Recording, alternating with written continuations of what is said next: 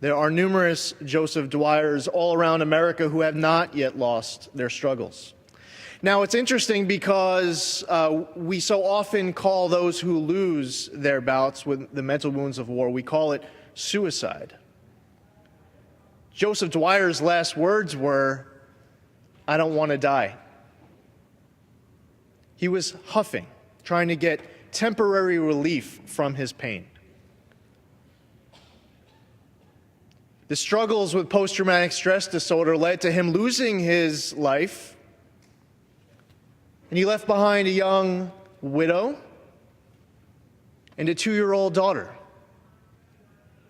And there are Joseph Dwyers all around America who have not yet left behind young children and young widows. And it is our duty in this House to fight for them with whatever energy, inspiration, energy that we can find within us to ensure that what starts as a good idea becomes law. The PFC Joseph Dwyer Veteran Peer Support Program is not a new idea. It may be a new idea for this chamber. We created it in New York State back in 2012. At that time, I was in the New York State Senate. We created it as part of the 2012-2013 state budget. And as we just heard from the gentleman from Pennsylvania, veteran-to-veteran peer support, veterans helping veterans, that's the key.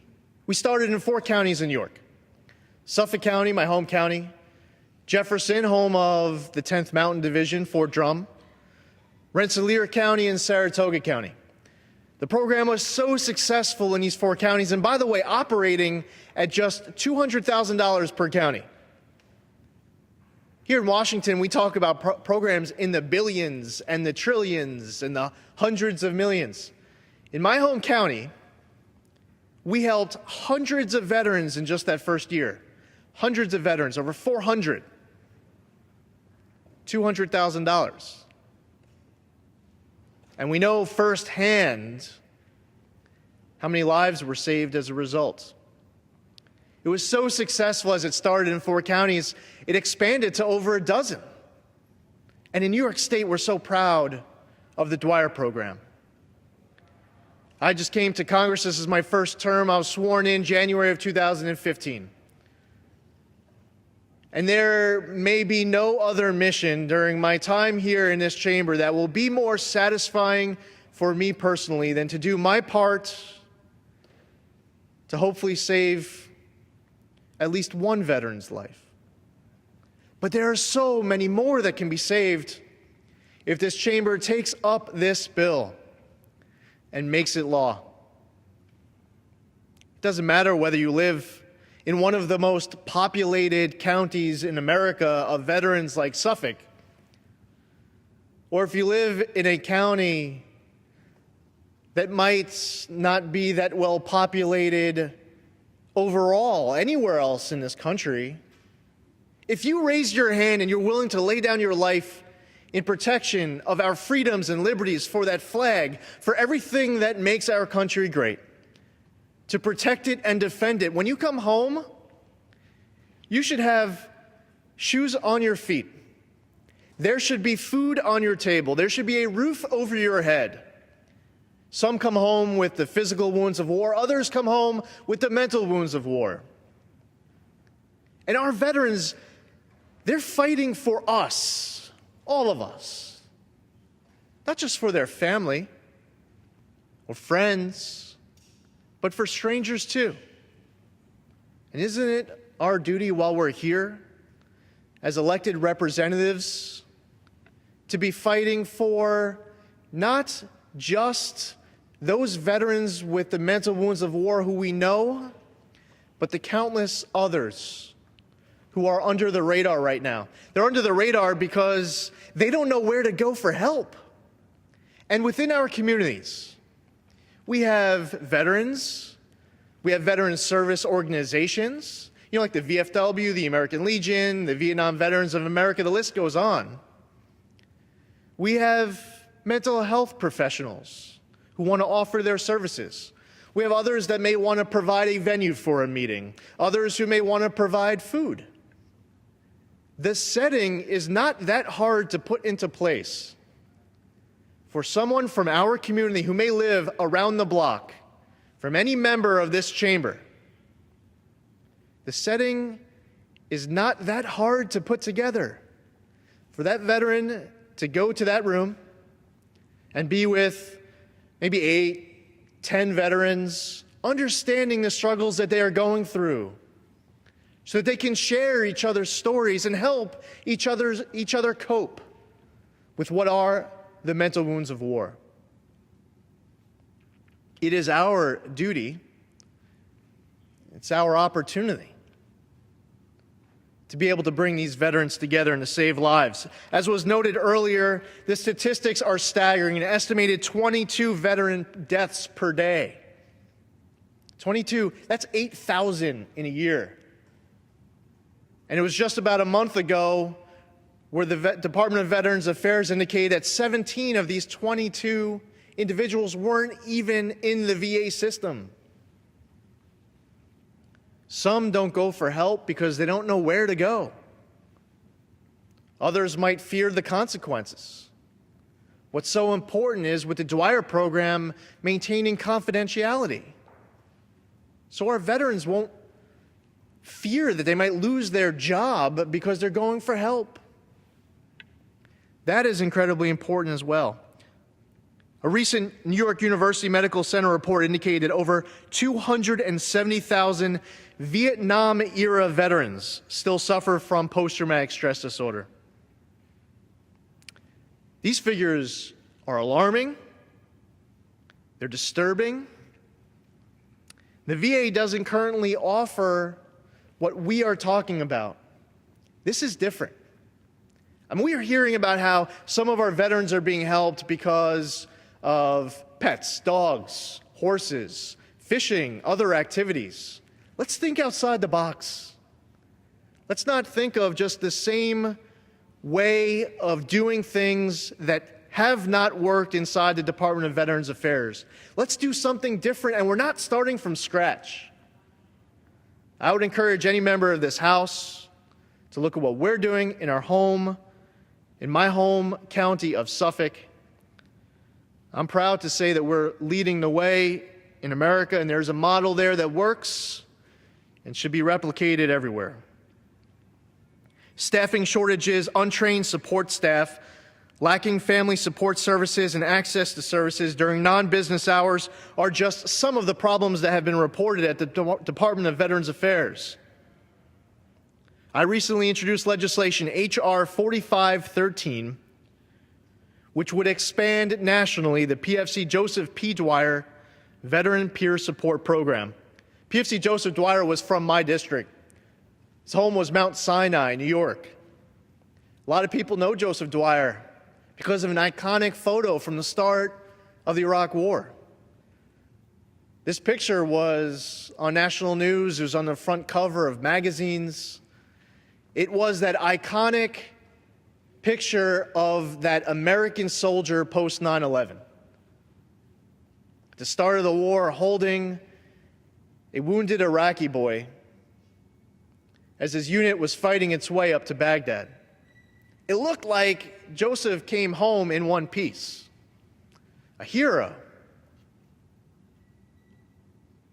And while it may not have seemed that he didn't come home in one piece because he didn't have some of the physical wounds of war that we unfortunately see from other heroes, he came back with post-traumatic stress disorder. PFC Dwire died in 2008. Matina, his young widow, was left behind. Megan, his 2-year-old daughter, was left behind. And this was an effort that was launched in his honor. The PFC Joseph P. Dwire Veterans Peer Support Program. It's for our veterans of post-traumatic stress disorder and traumatic brain injury. It provides a safe, confidential, and educational platform where all veterans are welcome to meet with other veterans to build vet-to-vet relationships in support of one another's successful transition from military life to post-service life. We were able to conduct 148 group sessions serving 450 veterans in my home state of Suffolk just in the first year. Since 2013, the program has helped now into the thousands, as we count veterans from across New York with PTSD and TBI. Through my bill, the Secretary of Veterans Affairs would be authorized to make grants to state and local entities to carry out peer-to-peer mental health programs. The bill would secure $25 million over a 3-year period to establish a grant program at the VA that will provide up to $250,000 in funding for all selected entities, such as nonprofits, congressionally chartered VSOs, or state or local agencies to implement a peer-to-peer program. Now let's think about that, $250,000. The Denver VA hospital construction project, originally budgeted for just over $600 million, is operating $800 to $900 million over budget. $800 to $900 million over budget. The Department of Veterans Affairs comes to a Veterans Affairs Committee hearing, which I'm proud to serve on that committee. And they say that they are operating off what they refer to as an artificial budget. Has anyone ever heard of an artificial budget? I had one colleague who was asking for when she was going to get a timeline of when we'd have an actual budget. Unable to get an answer, she asked a follow-up question, not trying to embarrass the department. She ended up asking a follow-up question of when she was going to get a timeline of when she was going to get a timeline of when we were going to have an actual budget. When $800 to $900 million ends up getting spent over budget, think of all of the hundreds of veterans in one county alone could be helped for just $200,000. The money's there. When the Secretary of VA, when the Department of Veterans Affairs signs off on a relocation and incentive bonus for one of their own, whose position is in Washington, D.C., and she wants to go to Philadelphia, where her family is, and take over a position in charge of their Veterans Affairs hospital. She arranges a move to get the gentleman in charge of the Philly VA hospital, moved to Los Angeles. So now she gets the job she wanted, she's closer to family, and she gets herself a relocation and incentive bonus over $200,000. Office of Inspector General was outraged. Report recommending that this gets referred to the Department of Justice. Department of Veterans Affairs so outraged at this report from the Inspector General that they end up turning on their own Inspector General, not referring anything to the Department of Justice. One of the responsibilities of this House is oversight. You look at our Constitution, Article 1 is long. All the powers granted to Congress. And look at the powers of the President and the executive. It's short, and within that article, it talks about the oversight of this body. Oversight to make sure that money is being spent appropriately, wisely, efficiently, and that people are held accountable when they're not doing the right thing on behalf of our veterans. My bill would effectively and efficiently, as it's proven, provide 24/7 peer-to-peer mental health services by trained peer specialists for veterans, reservists, and National Guardsmen, wherever and whenever they are needed. In addition, the Dwyer Program will provide group and individual meetings to help foster a greater sense of inclusion and community amongst our veterans. And as I mentioned earlier, the program also addresses the many privacy concerns that veterans and other service members have as the Dwyer Program representatives themselves will be veterans and would not be responsible to the Department of Veterans Affairs, therefore easing reporting concerns. This is a bill that I've been working on since I took office in January of 2015, working closely with the House Veterans Affairs Committee that I serve on, the American Legion, other VSOs, the National Disability Rights Network, various healthcare providers on Long Island, as well as my Veterans Advisory Panel, which is made up of representatives from veteran groups and veterans themselves. I want to thank the Dwire family for all the inspiration the sacrifice of Joseph has provided to so many in our community and our country, and for me included.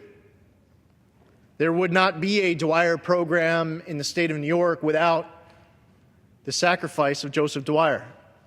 I want to thank the County of Suffolk, and specifically Tom Ronayne, who runs the Veteran Service Office, for the countless hours and the love that he and his team have put into this effort that we talk about here tonight on the House floor.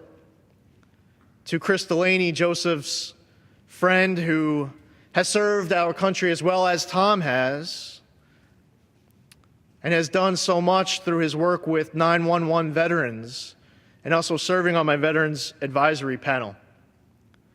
I think of so many individuals who have given so much of their personal time to make this work. It's an honor to be here on behalf of that team advocating for this cause. I unapologetically love my country. I believe that we live in the greatest nation in the world. I will say that the highlight of my day during my time in Iraq was going back to my tent at the end of the day. There would be care packages waiting for us from strangers, 8-year-olds, 9-year-olds from other corners of the country, with pictures of tanks and flags and soldiers, cards saying thank you for your service. A generation that came before me didn't get that treatment. And just think, right now we have service members in Iraq, Afghanistan, and elsewhere who were 4 years old on 9/11. Their entire generation, it's all they know. And they went through their entire life, from 4 years old to today, knowing exactly what they were signing up for. And actually knowing what they were signing up for gave them all of the motivation and inspiration in the world they needed to put on that uniform. It's a great feeling the first time you get to put on our nation's uniform. For me, it wasn't a feeling that I had about myself when I looked in the mirror and I saw myself wearing that uniform. It was thinking of those generations that came before us, like our nation's greatest generation. It is a challenge for our generation to earn the title of our nation's next greatest generation. Maybe that generation is now serving here in this chamber, where 31 members of the House are under the age of 40, including new members who have come in who served in Iraq and Afghanistan. As I think about that 8-year-old and that 9-year-old who wrote that card to that stranger who they did not know, and I think as we stand here today enjoying our freedoms, we think of those who are in harm's way. Strangers, we don't know them, but they're going to come back after seeing things that none of us would ever want to see in our lives. And will we be there for them? Mr. Speaker, there's one other bill that was filed in this chamber called the Fairness for Veterans Act. An Iraq veteran from Long Island, Christopher Goldsmith, received a general discharge, which is a less than honorable discharge. As a result, he doesn't have the same veterans benefits that someone who was separated with an honorable discharge would receive. He came back with post-traumatic stress disorder, and he attempted to take his own life. When your post-traumatic stress disorder ends up leading to a discharge with a less than honorable discharge, isn't it our responsibility to ensure that they have the ability to diagnose and treat their post-traumatic stress disorder? Or what if they are applying for an upgrade of their discharge status? Should we put the burden on that veteran to prove that the circumstances that led to their discharge is connected to their post-traumatic stress disorder? No. And this bill addresses that by putting the burden on the government to show that the circumstances weren't connected to what led to that discharge. We must fight for all of our veterans who are willing to fight for us. My bill will bring much needed support, the Dwyer Program, that is, the Fairness for Veterans Act, thousands of veterans, millions. If you think of all of those not only serving now, but will be serving in the future, and their families. Passing these bills and others to address veterans' mental health is of the highest priority for many of us in this chamber. I will work every day in Congress to spread awareness of these two bills, gather co-sponsors, and the support of veterans groups and mental health organizations from all across the country so that we pass this bill as soon as possible. And one last word about our families. We often say thank you to our veterans, as we should.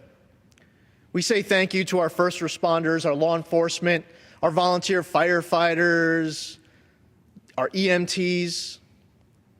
There are so many people who try to give back, who believe in service because they love their community, their state, their country.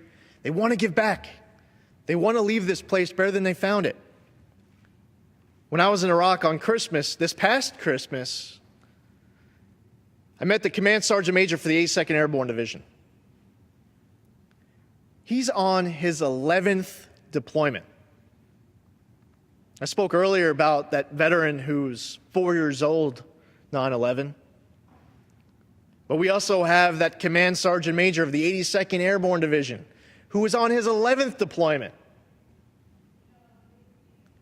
My daughters were born 14 and a half weeks early. They were less than a pound and a half when they were born.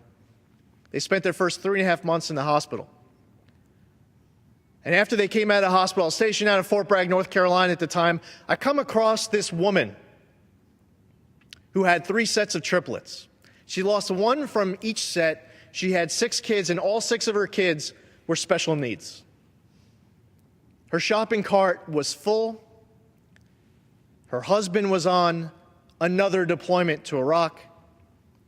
And with a smile on her face, with a very positive attitude, she's telling my wife and I all the resources that were available to us on Fort Bragg so that we could be better parents.